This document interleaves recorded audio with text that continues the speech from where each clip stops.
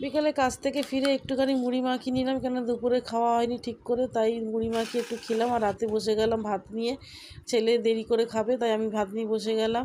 আর চিকেনের ঝোল আর ভাত করেছিলাম, চিকেনটা দাদা দিয়ে গেছিলো। ফাইনালি আজকে অনেকদিন পর একটু চিকেন হয়েছে ঘরে, তাই ভাত খেতে বসে গেছি। আর ছানাপোনাদেরকেও আমি খাইয়ে দিয়েছি, আমার খাওয়ার আগে ওদেরকে খাইয়ে দিই সবসময়, ওদের খাইয়ে দিয়েছি। আর আমি খেয়ে নিই, তারপর ঘরে টুকটাক কাজ আছে সেই কাজগুলো সেরে তারপরে একটু শোবো। তারপরে 12টার সময় ছেলে আসবে, তারপরে ও খেয়ে তারপরে ও এলে পর আবার আমাকে উঠতে হয়, ওকে খাবারটাও দিতে হয়। এই দেখুন এরা সব শুয়ে পড়েছে, এদের খাওয়া দাওয়া হয়ে গেছে। ওই মা আর বাচ্চা শুধু সারাদিন পটি করে, শুশু করে।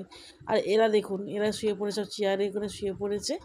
তিনটে এখানে শুয়েছে আর একটা শুয়েছে ওই এর নিচে, টেবিলের নিচে শুয়েছে। আর টিংলির তো পাত্তা নেই, পাড়া চড়তে বেরিয়ে গেছে রাতের বেলা। ও পাড়া নাচে রাতের বেলা, ওর ইচ্ছে হলে আসবে, না ইচ্ছে হলে আসবে না, ও নিজের মর্জি নিজের রাজা। আর কালু ঘরে শুয়ে আছে, তাই দেখাচ্ছি কালু তো, ও তো মহারাজা, ও খাট ছাড়া ওর নামেই না